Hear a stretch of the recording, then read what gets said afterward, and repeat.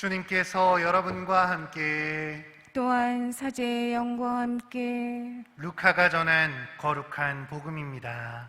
주님 영광 받으소서. 그때 예수님께서 제자들에게 말씀하셨다.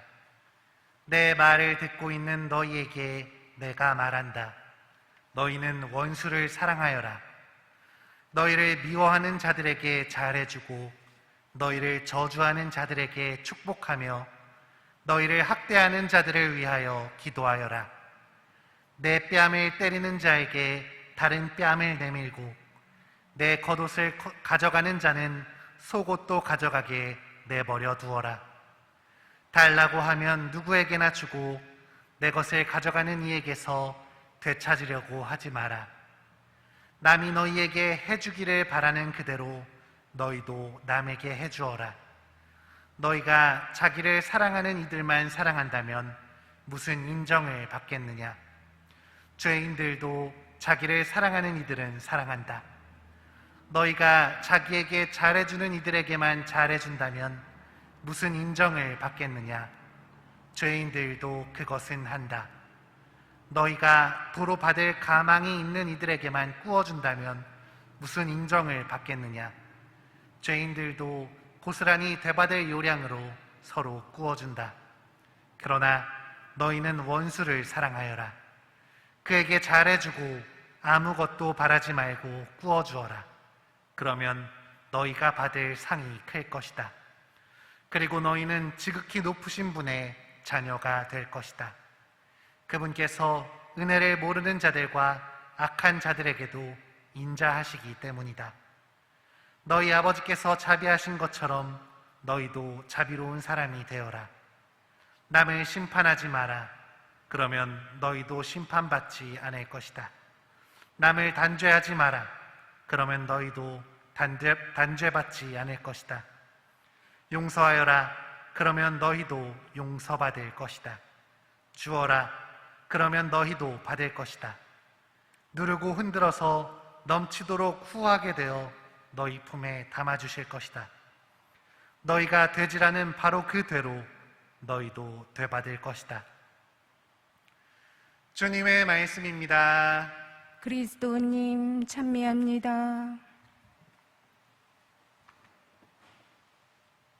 참 예수님, 찬미 예수님.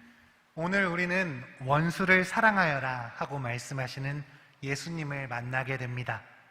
나를 미워하는 사람, 나에게 함부로 대하는 사람, 내가 용서하기 힘든 그 사람을 사랑하라는 이 말씀, 여러분에게는 어떻게 다가오시나요?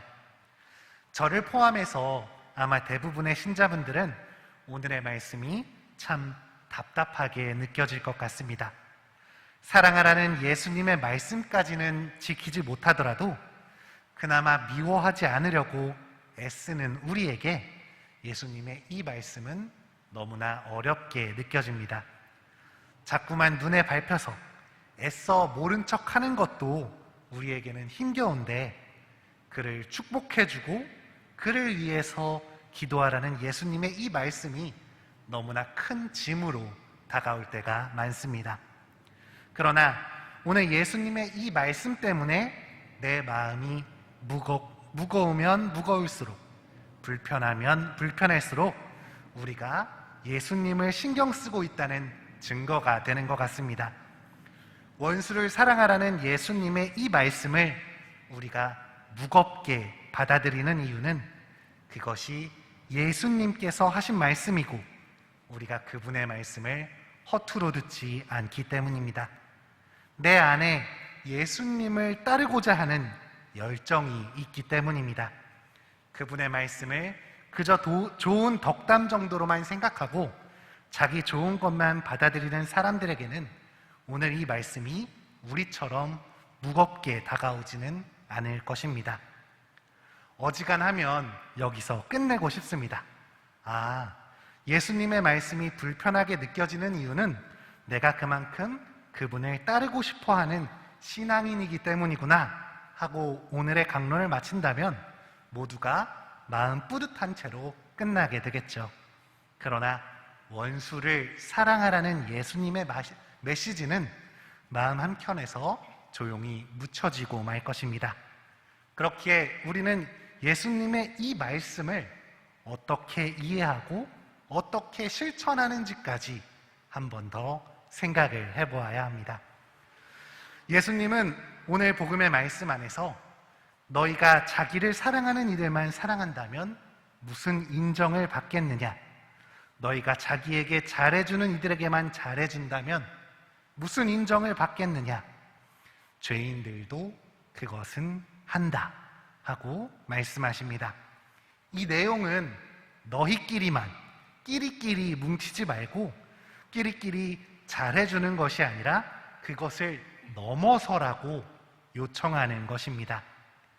우리라는 울타리 안에 사랑을 가두지 말라고, 우리가 가지고 있는 사랑을 확장하라고 우리에게 간곡히 부탁하시는 것이죠.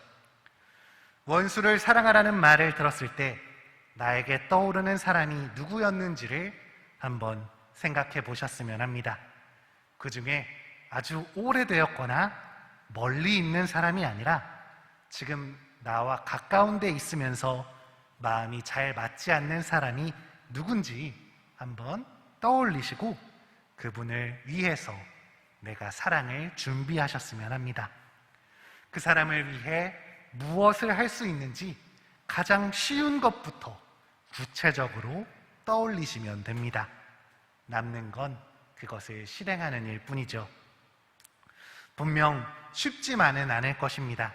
그러나 그것이 예수님의 요청임을 기억하면서 미운 사람 떡 하나 더 준다라는 말을 떠올려 보십시오. 미운 사람에게 떡 하나 주는 것도 쉽지 않습니다. 하나도 주고 싶지 않은 것이 우리 마음입니다. 그러나 정말 애를 써서 예수님을 먼저 생각하면서 그에게 떡을 건넬 수 있다면 한 번씩 한 번씩 용기를 내어 떡들을 건네줄 수 있다면 우리가 그를 생각하는 일들이 더 많아질 것입니다. 이 노력들을 통해 우리의 마음이 조금씩 열리게 됩니다.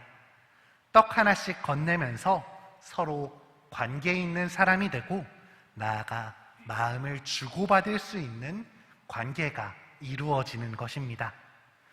무엇보다 우리는 기도하는 사람들입니다. 그렇기에 직접적으로 다가가기 너무 어려운 경우에는 하느님께 기도하는 것도 좋은 실천이라 생각됩니다. 그 사람을 볼 때마다, 그 사람이 생각날 때마다 아주 짧게라도 기도해 주십시오. 주님, 저 사람을 축복해 주십시오.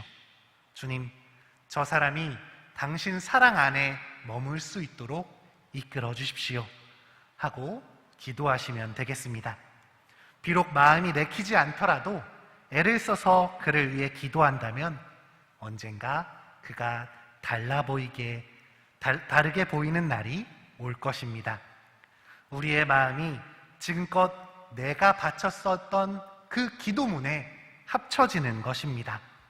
기도를 통해 주님이 우리를 그리고 그를 바꿔주시는 것이죠.